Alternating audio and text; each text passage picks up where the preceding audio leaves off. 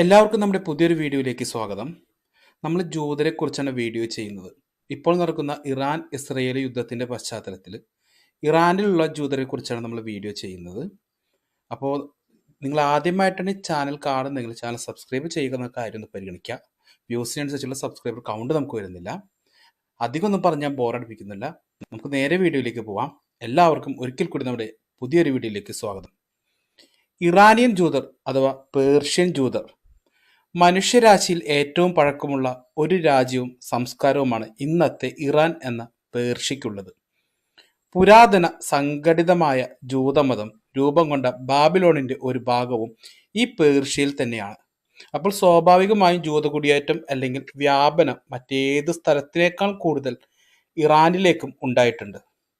ഒരു കാലത്ത് ജൂതരുടെ ഒരു അധിവാസ കേന്ദ്രം കൂടിയാണ് ഇറാൻ. സാധാരണ ഒരു അധിവാസ കേന്ദ്രമല്ല, വളരെ ശക്തമായ ഒരു അധിവാസ കേന്ദ്രം കൂടിയായിരുന്നു ഇറാൻ. ഇറാൻ ജനതയിൽ 20% മുകളിൽ ആളുകളും ജൂത ജനസിൽ പെടുന്നവരാണ്.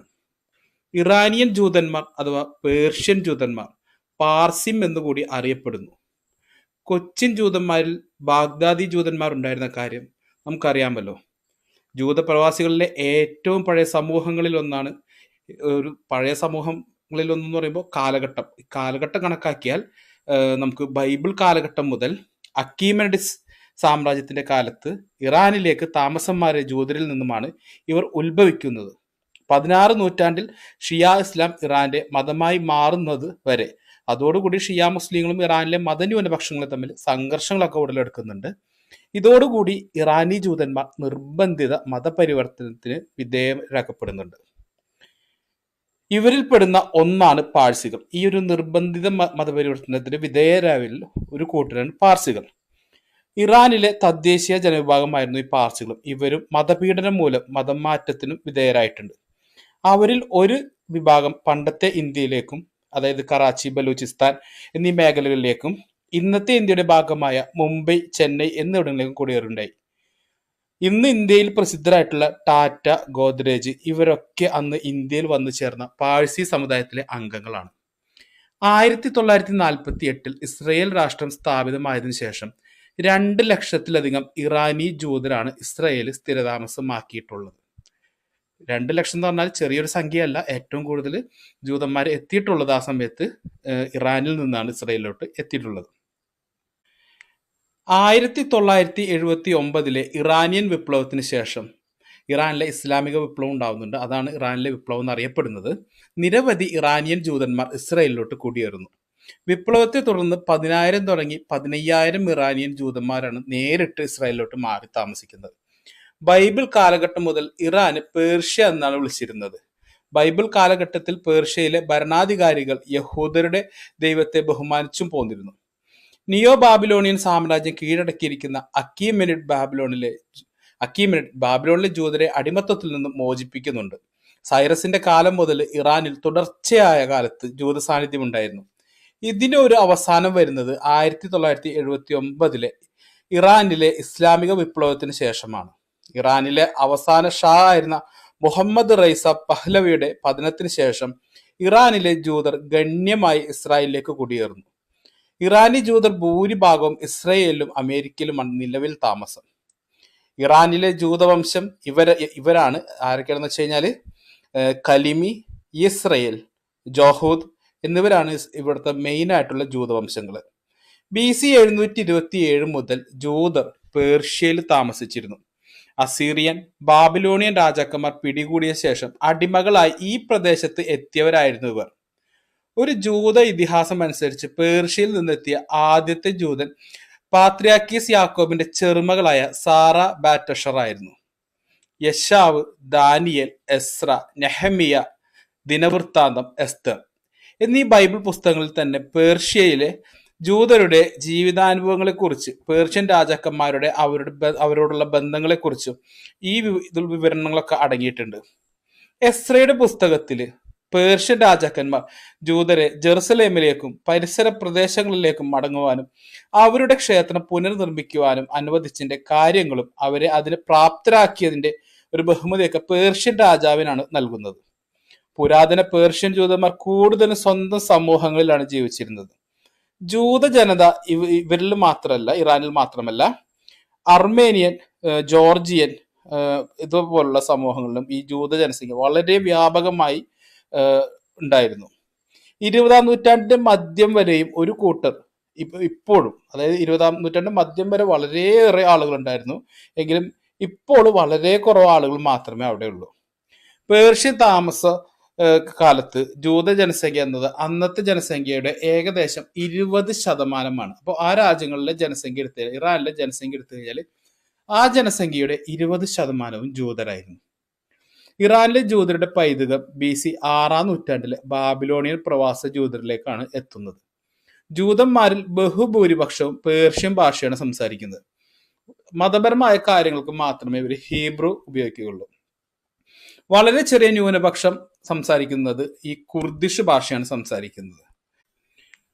പേർഷ്യക്കാരുടെ സഹായത്തോടു കൂടിയാണ് രണ്ടാമത്തെ ക്ഷേത്രം ജെറുസലേമിൽ പുനർനിർമ്മിക്കുന്നത്. ഇതോടെ ഇസ്രയേലിയർ ചൈനയുമായിട്ടുള്ള വ്യാപാരത്തിൽ സിൽക്ക് റൂട്ട് വഴിയാണ് പങ്കെടുക്കുന്നത്. രണ്ടാമത്തെ ക്ഷേത്രം ആദ്യത്തേതിന്റെ അതേ സ്ഥലത്ത് നിർമ്മിക്കുവാനാണ് സൈറസ് ചക്രവർത്തി ആവശ്യപ്പെട്ടത്. എങ്കിലും അത് നിർമ്മാണം പൂർത്തിയാകുന്നതിന് മുമ്പ് തന്നെ അദ്ദേഹം മരണപ്പെടുകയാണ് ഉണ്ടായത്. BC 515 ക്ഷേത്ര നിർമ്മാണം പൂർത്തിയാവുന്നത്.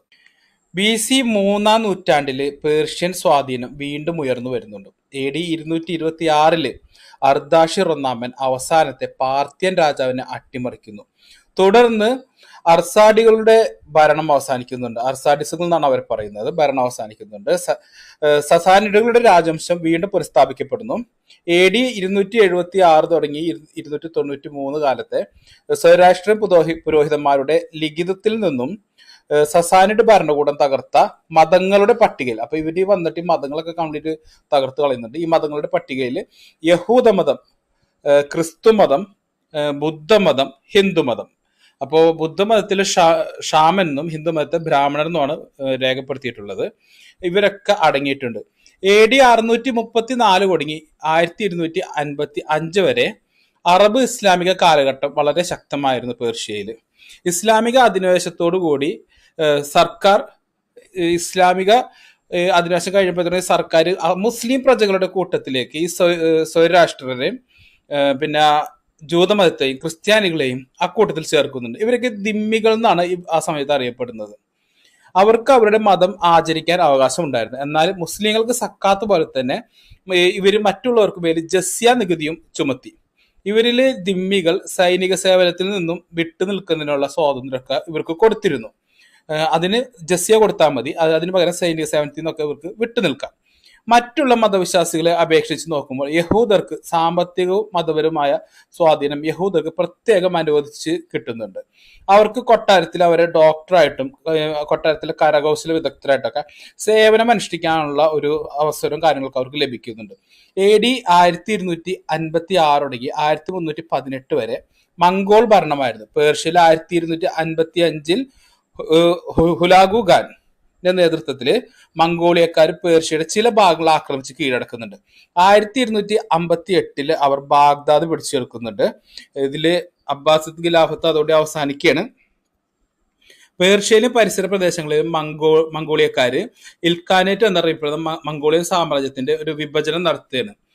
തുടർന്ന് തബ്രിസിൽ ഒരു തലസ്ഥാന നഗരം നിർമ്മിക്കുകയും ചെയ്യുന്നു. ഇൽഖാനേറ്റ് മംഗോളിയൻ ഭരണാധികാരികള് അതായത് ഇൽഖാനേറ്റ് ഭരിച്ചിരുന്ന മംഗോളിയൻ ഭരണാധികാരികള് മറ്റുള്ള മതത്തിൽ നേരിട്ട അസമത്വം നിർത്തലാക്കുന്നുണ്ട്.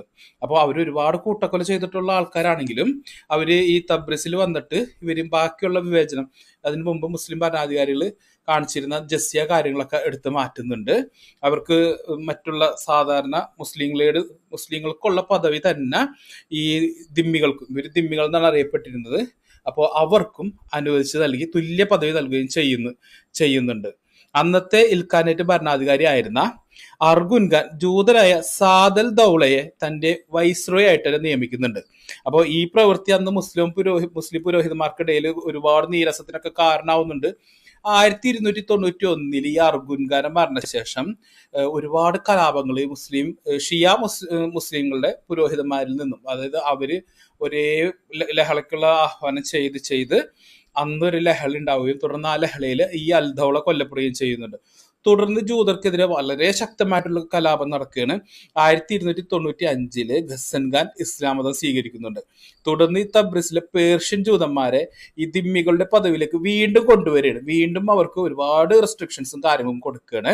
തുടർന്നുണ്ടായ സമ്മർദ്ദത്തിൽ ഒരുപാട് ജൂതന്മാർ ഇസ്ലാം മതം സ്വീകരിക്കുകയുണ്ടായി. അതിൽ ഏറ്റവും പ്രസിദ്ധനായിരുന്നു റാഷിദ് അൽദിൻ ഹമദാനി എന്ന് പറഞ്ഞിട്ട്. അദ്ദേഹം ഒരു ചരിത്രകാരനും തന്ത്രജ്ഞനും കൂടി ആയിരുന്നു. അപ്പോൾ ഇദ്ദേഹം കൊട്ടാരത്തിൽ സേവനം അനുഷ്ഠിക്കാനും ഇദ്ദേഹത്തിന് അവസരം കിട്ടുന്നുണ്ട്.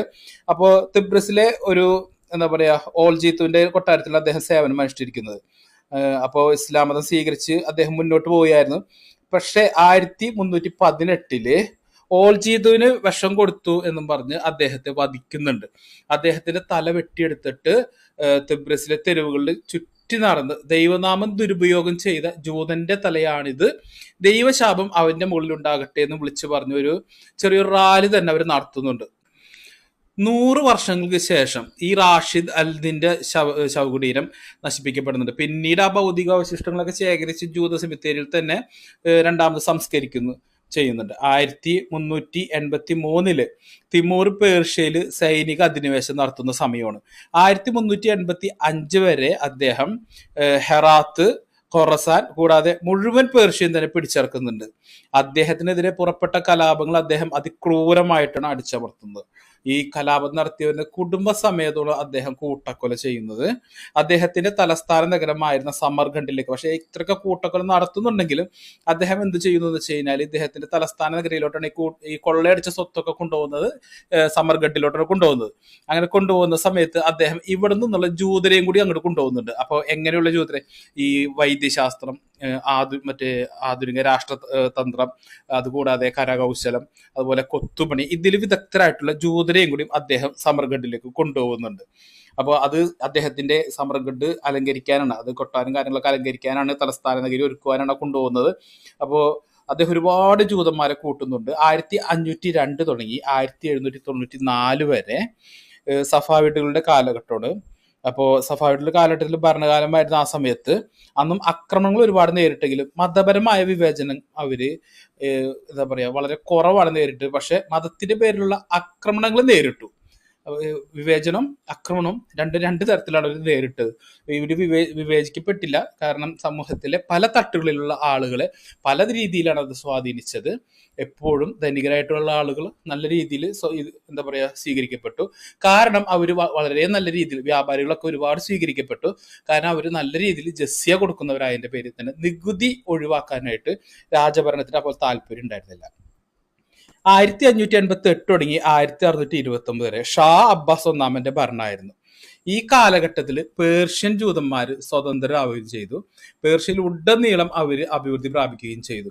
അദ്ദേഹത്തിന്റെ ഭരണത്തിന്റെ അവസാന കാലത്ത് കുറച്ച് ബുദ്ധിമുട്ടുകൾ ഉണ്ടാകുന്നുണ്ടെങ്കിലും വീണ്ടും ഈ ജസിയ ഈ ഒരു ഭരണകൂടത്തിനും, കാരണം ആ സമയത്ത് ഏറ്റവും ശക്തരായ വ്യാപാരികളും വ്യവസായികളും ഒക്കെ എന്താ പറയാ മുസ്ലിങ്ങൾക്കൊപ്പം തന്നെ ജൂതന്മാരുണ്ടായിരുന്നു. അപ്പൊ അതിന്റെ പേരിൽ ഈ ജസ്യ നികുതി നഷ്ടപ്പെടുന്നത് ഈ രാജഭരണത്തിന് എന്താ പറയാ ചിന്തിക്കാൻ കൂടി പറ്റാത്ത ഒരു കാര്യമായതിന്റെ പേരിൽ അവര് വീണ്ടും കുറച്ച് നാൾ ബുദ്ധിമുട്ടിയെങ്കിലും വീണ്ടും അവരുടെ അധികാരങ്ങളും അവകാശങ്ങളും പുനഃസ്ഥാപിക്കപ്പെടുന്നുണ്ട്.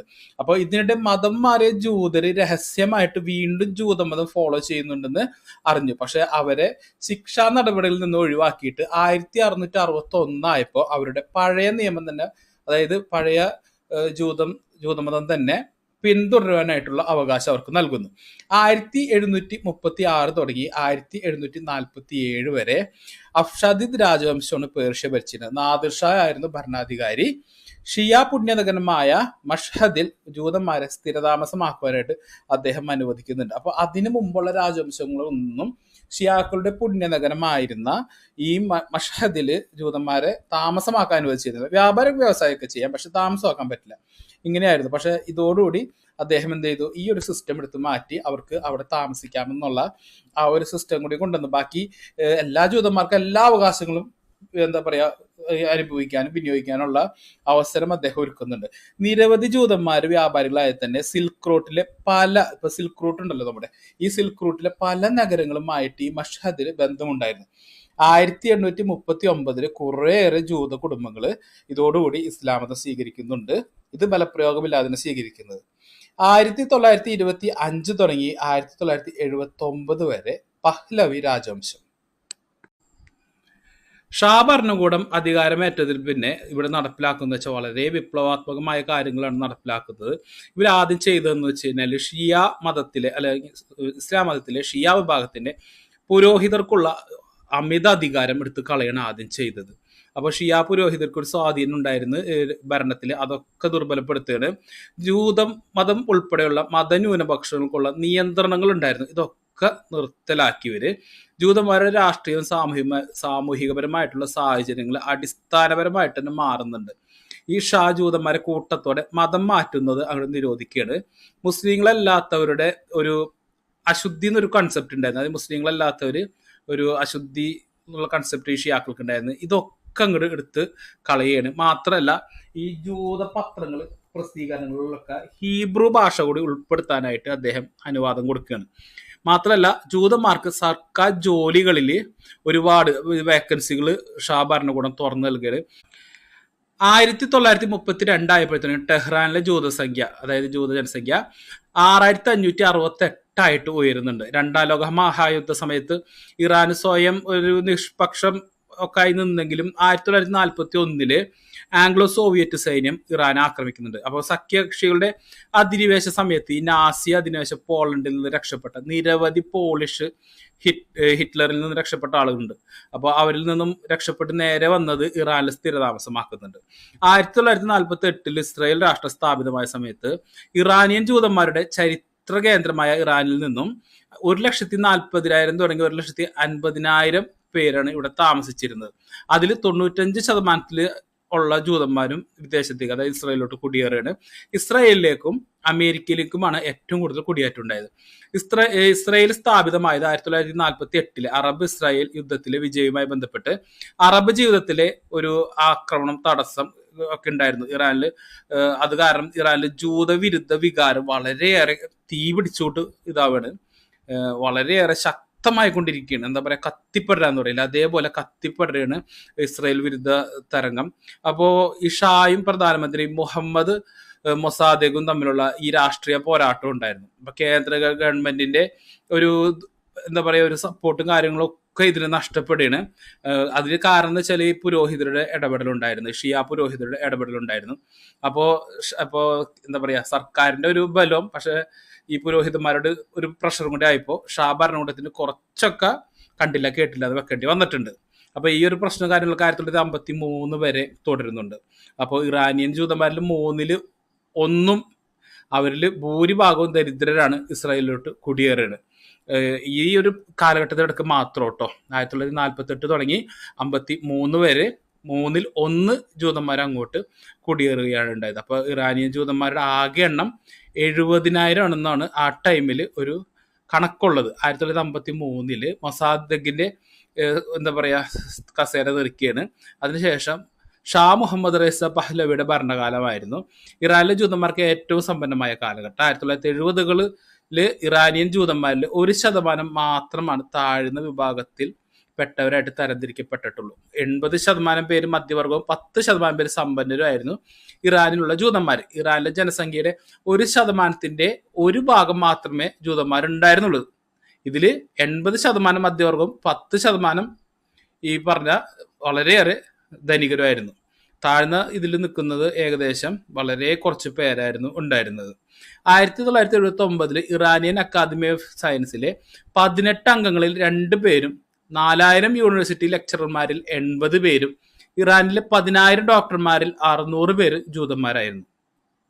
1979 ഇസ്ലാമിക വിപ്ലവത്തിന് മുമ്പ് ഇറാനിൽ 100,000 ജൂതന്മാരുണ്ടായിരുന്നു. കൂടുതലും ടെഹ്റാനിൽ 60,000 ഉണ്ടായിരുന്നത്. അപ്പോൾ കൂടുതലുണ്ടായിരുന്നത് ടെഹ്റാനിലാണ്. ഷിറാസിൽ 18,000, പിന്നെ കെർമാൻഷായിൽ 4,000, ഇസ്ഫഹാനിൽ 3,000. അപ്പോൾ ഇവിടെയൊക്കെയാണ് മെയിനായിട്ട് കേന്ദ്രീകരിച്ചത്. പിന്നെ ഉർമിയയിൽ 800, സൽമാസിൽ 400, മിയാൻഡോബിൽ 60, ബനേമഷാദ്, കഷാൻ, അങ്ങനെ കുറച്ച് സ്ഥലങ്ങളിലായിട്ട് ബാക്കി ആളുകളും പാർത്തിരുന്നു. ഇസ്ലാമിക് റിപ്പബ്ലിക് ആണ് പിന്നെ ഇവിടെ പ്രശ്നങ്ങൾ കാര്യങ്ങളൊക്കെ കൂടുതൽ വഷളാവുന്നത്. ഇറാൻ ജൂതന്മാരുടെ പലായനം ശക്തമാക്കുന്നത് ഈ ഒരു വിപ്ലവത്തോടു കൂടിയാണ്. ഈ 1979 ഇസ്ലാമിക വിപ്ലവ സമയത്ത് 80,000 തുടങ്ങി 1,00,000 ജൂതന്മാർ ഇറാനിൽ താമസിച്ചിരുന്ന സമയമായിരുന്നു അത്. അപ്പോൾ ഈ വിപ്ലവ സമയത്ത് ഇത്രയും പേര് താമസിച്ചിരുന്നു. അതോടുകൂടി ഈ വിപ്ലവം കഴിഞ്ഞതോടുകൂടി ജൂത കുടിയേറ്റം വളരെ ശക്തമായി അങ്ങോട്ട് വർദ്ധിക്കുകയാണ്. വിപ്ലവത്തിന് ഏതാനും മാസങ്ങൾക്കുള്ളിൽ മാത്രം ഏകദേശം 20,000 ജൂതന്മാർ അവിടെ നിന്ന് പോയിട്ടുണ്ട്.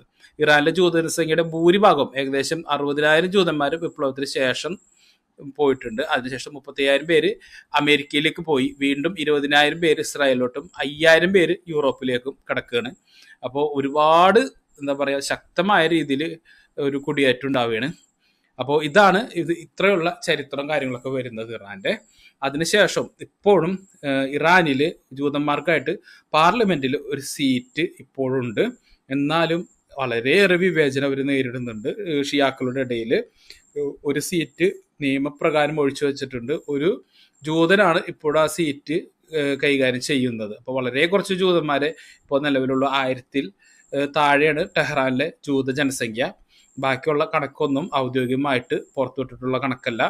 അപ്പോൾ ഇറാൻ ഇസ്രയേൽ യുദ്ധത്തിൻ്റെ പശ്ചാത്തലത്തിലാണ് നമ്മൾ ഈ വീഡിയോ ചെയ്തത്. ഇറാനെക്കുറിച്ച് ചരിത്രം തുടങ്ങി ഒരുവിധം കാര്യങ്ങൾ ജൂതന്മാരെ കവർ ചെയ്യാൻ ശ്രമിച്ചിട്ടുണ്ട്. അപ്പോൾ കവർ ചെയ്യാൻ സാധിച്ചു എന്ന് തന്നെയാണ് എൻ്റെ വിശ്വാസം. അപ്പോൾ ഇതാണ് നമ്മുടെ ഇന്നത്തെ വീഡിയോ അവസാനിപ്പിക്കുകയാണ്. വീഡിയോ ഇഷ്ടപ്പെട്ടാൽ ലൈക്ക് ചെയ്യുക. അപ്പോൾ ഇത്രയും നേരം വീഡിയോ കണ്ട എല്ലാവർക്കും നന്ദി. Thanks for watching.